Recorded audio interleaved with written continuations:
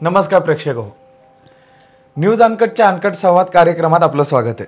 आज आपल्याबरोबर ज्येष्ठ साहित्यिक, सत्यशोधक, विचारवंत, इतिहास संशोधक असे भारदस्त व्यक्तिमत्व अर्थात माम देशमुख सर आहेत। नमस्कार सर। नमस्कार सर। संवाद आपण आज आपल्याशी संवाद करतो आणि याची जी सुरुवात आहे ती पहिल्या अशा प्रश्नाने की आज आपलं वय हे 87च्या घरात आहे, तरीही आपण हे जे प्रबोधन करताय आणि आजही आपले विचार हे सर्वसामान्यांपर्यंत पोहोचवताय, काय वाटतं एकंदरीत? आनंद होतो पोहोचवण्याचा आणि जो बदल होत आहे त्याच्याबद्दलही आनंद होतो। एकंदरीत दुसरा जो प्रश्न आहे तो या रिलेटेड आहे की आपण या क्षेत्राकडे कसे आलात? चळवळीच्या म्हणूयात किंवा साहित्याच्या क्षेत्राकडे तो फार मोठा विषय आहे आणि जेव्हा अन्याय होताना दिसला विद्यापीठात आणि या सगळ्या ह्याच्यामध्ये, तेव्हा ठरवलं की आपण सेटल झाल्यावर हा प्रश्न हाती घ्यायचा। पण जेव्हा तुम्ही हा विषय जो आहे तो हाती घेतलात तेव्हा एक उपमा जी आहे ती प्रत्येक विचारवंताला नेहमी पडत असते आणि त्यामध्ये आपल्याला विद्रोही असं म्हटलं जातं आणि याकडे आपण कशा दृष्टिकोनातून पाहता आणि विद्रोहीची आपली व्याख्या काय आहे? विद्रोही म्हणण्यापेक्षा ह्या ज्या संकल्पना आहेत त्या वैचारिक बैठक पक्की नसलेल्यातून आहेत। बहुजनांतही असं वाटतं की आम्ही ब्राह्मण विरोधी आहोत।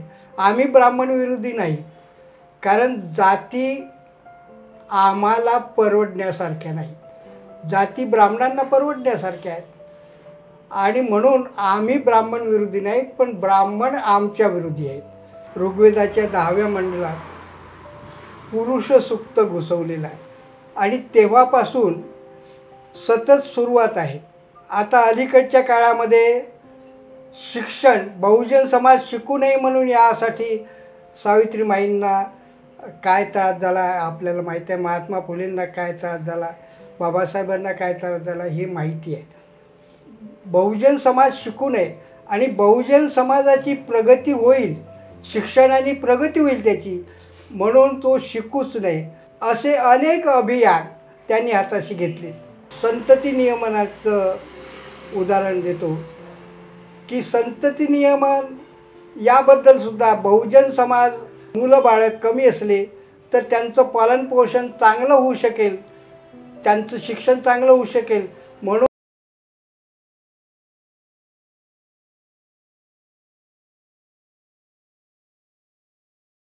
आणि मुलं बाळं देवाची देणगी असं म्हणत असत। पण आता हम दो हमारे दो इथपर्यंत आलं, त्यातही मुलगाच पाहिजे असा आणि म्हणून मुलीच झाल्या 1 2 3 4 तरी अशी लाईन लागत असे। पण आता तसं नाही, आता मुलगी झाली तरी त्यातच समाधान मानतात आणि अशा रीतीनं आपल्याला एक परिवर्तन आलेलं दिसेल।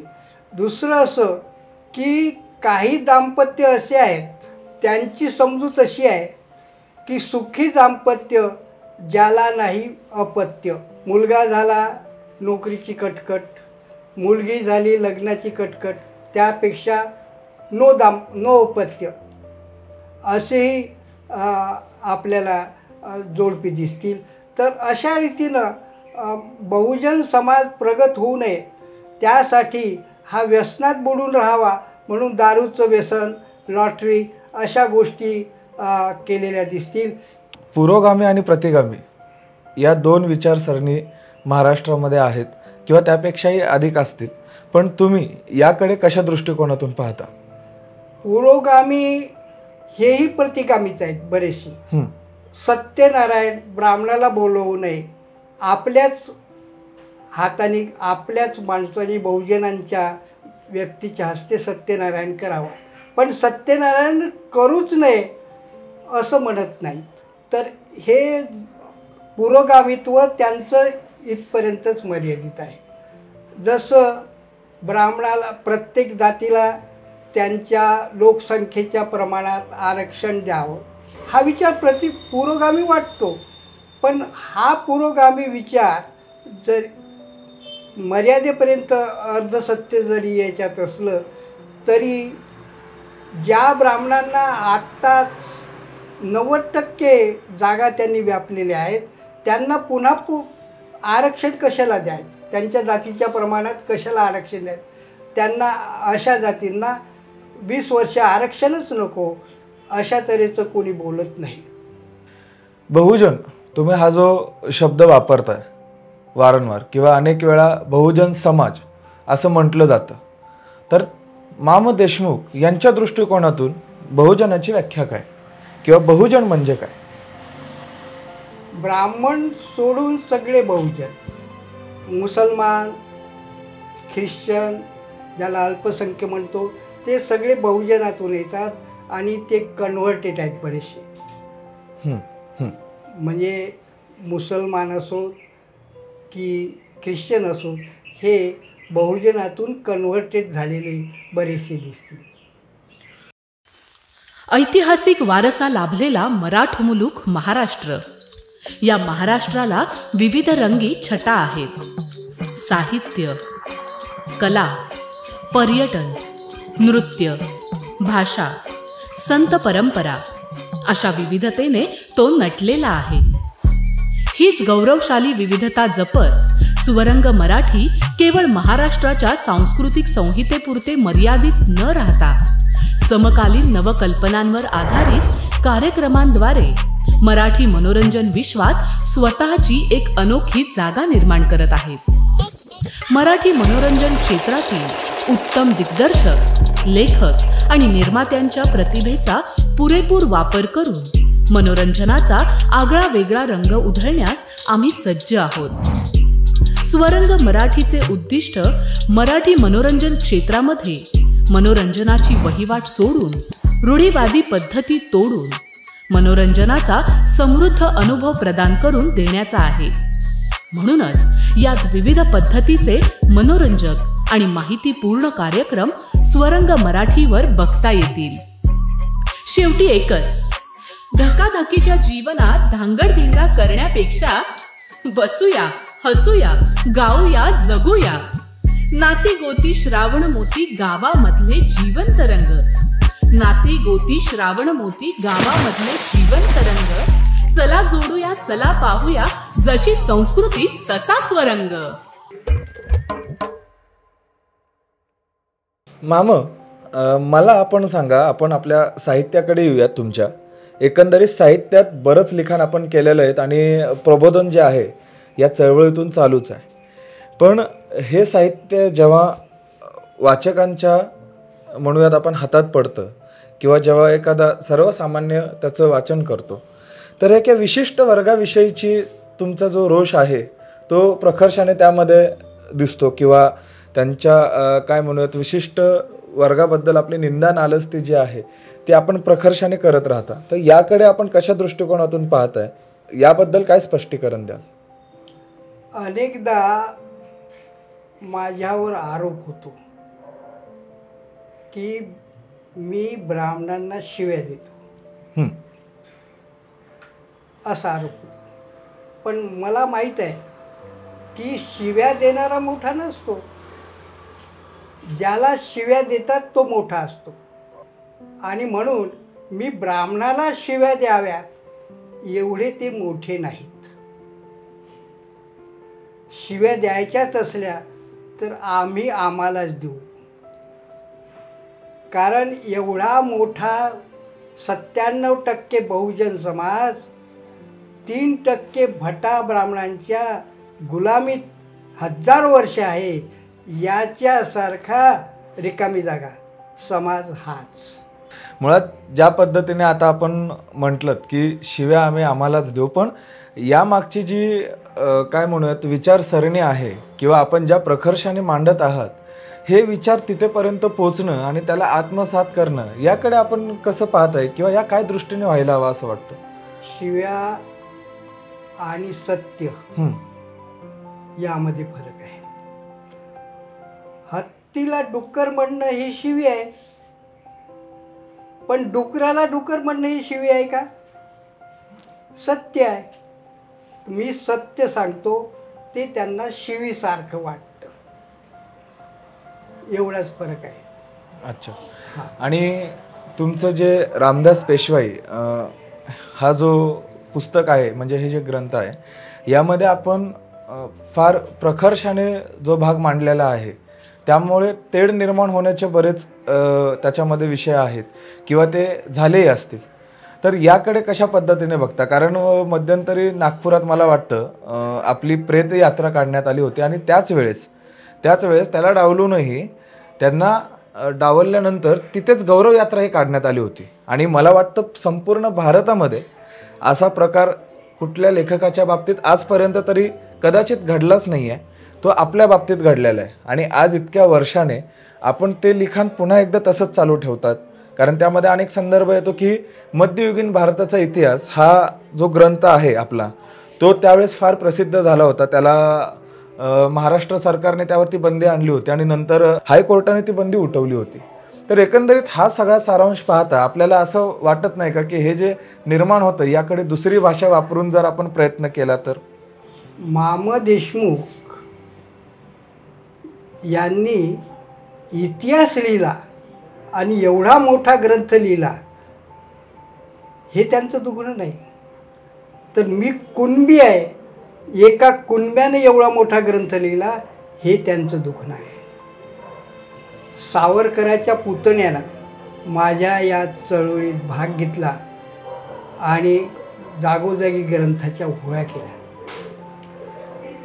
माझी प्रेतयात्रा काढण्याचा प्रयत्न केला. त्यात बहुजन तरुण जो सुप्तावस्थेत होता तो जागा झाला आणि विशेषतः बौद्ध तरुण याच्यामध्ये पुढे होता.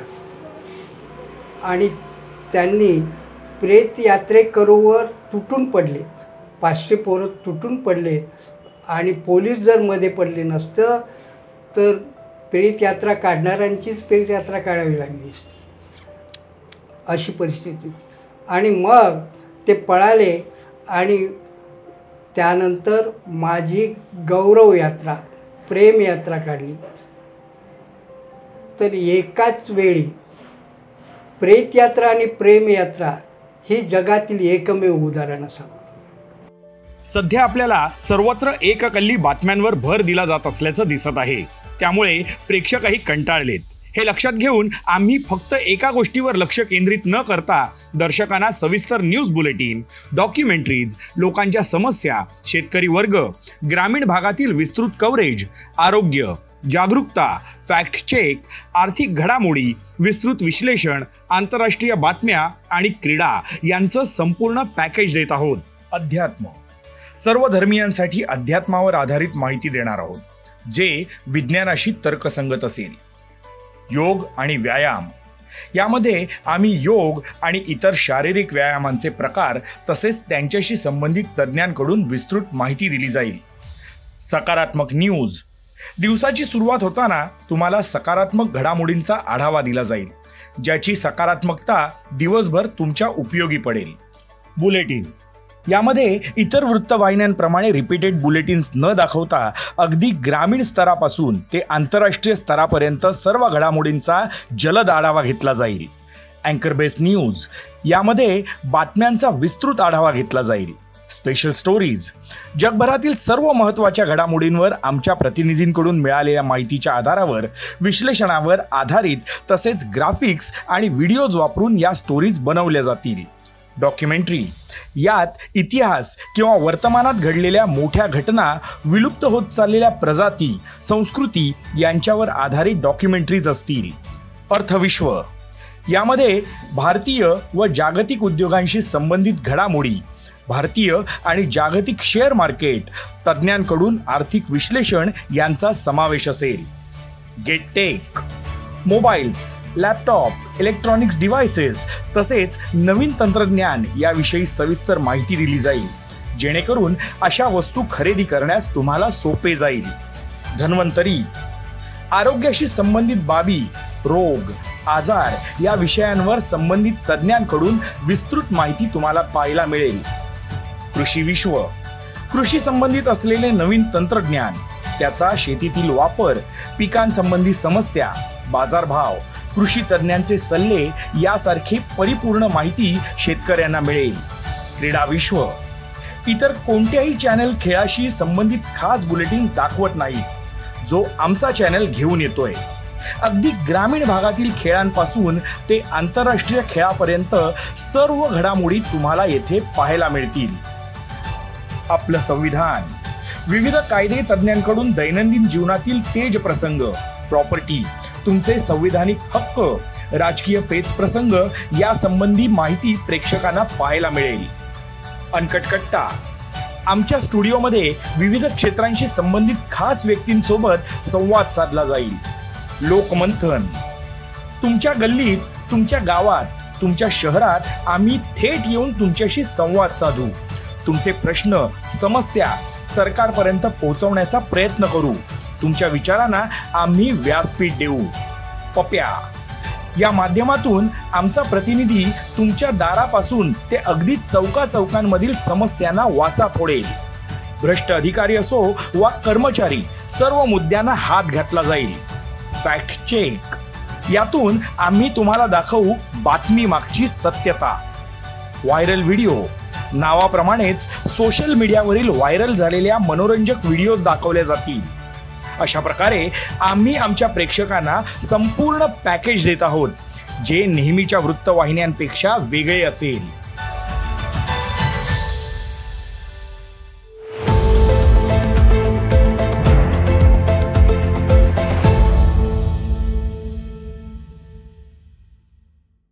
आपण एका कार्यक्रमात एक उल्लेख केला होता की बहुजन समाजाचं वैचारिक वय हे 5 वर्ष आहे. तर हे कसं आणि याचं स्पष्टीकरण कसं द्याल? कारण वैचारिक म्हटल्यानंतर बऱ्याच गोष्टी ज्या आहेत त्या बराच वेगळ्या वर्ग वाचत असतो किंवा त्यामधून त्यांची जी प्रबोधनाची सुरुवात आहे ती होत असते किंवा मग त्या दृष्टीने मार्गक्रमण करताना कुठेतरी वाट चुकतायत असं आपल्याला वाटतंय का? किंवा मग हे 5 वयच का आपल्याला असं वाटतंय आणि यासाठी काय दुरुस्ती करायला हवी हे सांगा. बहुजन समाजाचं वैचारिक जागृतीचं वय सांगताना मी नेहमी सांगतो की एक 25 वर्षाची तरुणी आपल्या 5 वर्षाच्या भावाला कॉन्व्हेंटमध्ये पोचवून देत होती. रस्त्यामध्ये एका टार्गट तरुणानं तिला धक्का मारला. ती खवळली आणि तिनं दगड घेतला आणि त्याला जोरात मारला. त्याला लागला. हा छोटा भाऊ 5 वर्षाचा पाहतच होता. पुढे गेल्यावर तिचा राग शांत झाल्यावर तो भाऊ तिला विचारतो, ताई एक विचारू का? त्यांनी काय केलं होतं ग? तुला लहानसा धक्का तर मारला होता, तूही मारतीस, त्याला दगड मारायची गरज काय? कोण म्हणतो? आपला भाऊच म्हणतो, आपला भाऊच म्हणतो. कारण त्याचं वय 5 वर्ष होतं. कारण त्याचं वय 5 वर्ष होतं. त्याचं वय जर 25 वर्ष असतं तर त्यांनी त्या धक्का मारणाऱ्या तरुणाचा तिथेच मोडदा पाडला असता. पण त्याचं वय 5 वर्ष होतं. बहुजन समाजाचं वैचारिक जागृतीचं वय 5 वर्ष आहे आणि म्हणून असे प्रकार घडत आहेत. म्हणून हे वय वाढवण्याचे प्रयत्न महापुरुषांनी केलेत. अजूनही हे वय वाढणं आवश्यक आहे. तर यासाठी नेमकं काय करणं अपेक्षित आहे? कारण गेल्या अनेक महापुरुषांनी आपल्या आपल्या परीने ते प्रयत्न केलेलेच आहेत. पण आज गयात जे साहित्यिक आहेत किंवा विचारवंत आहेत किंवा अनेक सत्यशोधक आहेत, त्यांनी आपल्या परीने कशा पद्धतीने ते प्रयत्न करायला हवेत किंवा त्यामध्ये कशा पद्धतीची दुरुस्ती व्हायला हवी? साहित्यिक, पुरोगामी साहित्यिक, सत्यशोधक वगैरे आपल्या बहुजन समाजात मोठ्या संख्येने आहेत. पण एक आपल्या लक्षात आलं नाही की त्यांनी प्रखर विचाराचं पुस्तक लिहिलं, ते छापल कोण? ते प्रकाशकाकडे जातात. प्रकाशक म्हणतो हे एवढे जहाल विचार तुम्ही याच्यामध्ये मांडलेत, उद्या सरकारी कारवाई झाली आणि पुस्तक जप्त झालं तर माझं नुकसान होईल. अशा अवस्थेत त्या लेखकाला, जहाल लेखकाला तडजोड करावी लागते आणि मनामध्ये इच्छा लेखक बनण्याची असते तरी तडजोड करावी लागते आणि तो तडजोड करतो आणि हे जहाल विचार काढून टाकतो. अशा तऱ्हेचं आपल्याला दिसेल हा प्रकाशनाचा धंदा जो आहे तो असा आहे. आणि मग हे पुस्तक छापल्यावर प्रकाशकाने घेतलं तर तो काय करतो? ज्याची उत्पादन खर्च 50 रुपये असला तर त्या पुस्तकाची किंमत 500 रुपये ठेवतो आणि शाळा कॉलेजातील लायब्ररीला मुख्याध्यापकांना, प्राचार्यांना भेटून आणि ती पुस्तकं तिथं देतो. आणि मग त्याच्यामध्येही काही व्यवहार होतात. असं 5 रुपयाचं पुस्तक, 50 रुपयाचं पुस्तक ज्याचं 500 रुपये किंमत ठेवून अशा तऱ्हेने विकतो. आज मात्र मी माझी पुस्तकं मीच लिहितो, मीच छापतो आणि मीच विकतो. अनेकदा भाषणाला जात असताना गाड्या भरभरून पुस्तकं नेत होतो आणि जीपशी लपलप करत होती एवढे पुस्तकं एका भाषणात खपत होते. 10 लाखाच्या वर पुस्तकं आतापर्यंत खपलीत. पण महात्मा फुलेंची कमाल आहे. महात्मा फुलेंना बहुजन समाजात ज्यावेळी वाचता येत नव्हतं त्यावेळी पुस्तकं लिहिली, त्यावेळी जागृती केली. हे महात्मा फुलेंचं आपल्याला वैशिष्ट्य दिसेल. परंतु अमेरिकेत मी येतं चिंतनमध्ये या ग्रंथात होवे या लेखिकेचं प्रकरण लिहिलेलं आहे की अमेरिकेत महात्मा फुलेंनी जिथे शाळा काढल्यात, मुलींच्या शाळा काढत होते, तिथे अमेरिकेत होवीची अंकल टॉम्स कॅबिन हे पुस्तक गुलामगिरी विरुद्ध लिहिलेलं, गोऱ्या मुलीने लिहिलेलं, ते 10,000 कॉपीज एका आठवड्यात खपल्यात. बायबल नंतर विक्री अंकल टॉम्स कादंबरीची. आणि गोऱ्यांनी, गुलामगिरी विरुद्ध गोऱ्यांनी प्रयत्न केले. भारतात तसं नाही झालं. जपानमध्ये सामुराई या लढवय्या वर्गानं आपले अधिकार सोडून दिलेत आणि सगळे समानता केली. या देशात तसं झालं नाही. या देशात चातुर्वर्ण्याचा पुरस्कार आणि चातुर्वर्ण्याचं रक्षण करण्यासाठी ज्याला आपण मोठे पुरोगामी म्हणतो तेही याविरुद्ध बोलत नाहीत. वेदांविरुद्ध, रामायण महाभारत हे सगळं थोतांड आहेत, ह्या सगळ्या दंतकथा आहेत, पण त्याबद्दलही बोलत नाहीत. माझ्या ग्रंथात लिहिलेलं आहे ते सगळं. तुम्ही ज्या पद्धतीने आता पुरोगामीही याबद्दल बोलत नाहीत असं म्हणताय, म्हणजे एकंदरीत आपण त्यांच्यावरती हा काय म्हणूया टीका करताय किंवा हा जो घाला आहे तो घालताय, तर याकडे मग त्यांनी कशा पद्धतीने पाहावं असं आपल्याला वाटतं? आपल्याला या बाबतीत पुरावाच देतो मी. हं. पुरोगामी आहेत, मनातून आहेत, पण ते लिहू शकत नाहीत. आणि अभ्यासक्रमासाठी ग्रंथ कोणते मंजूर होतील हे त्यांना माहीत आहे. असं असं लिहिलं, ब्राह्मणांची मनुवाद्यांची मर्जी संपादन करणारे ते लिहितात. आणि या तऱ्हेनं आपल्याला मर्जीविरुद्ध लिहित नाहीत. मनुवाद्यांची मर्जी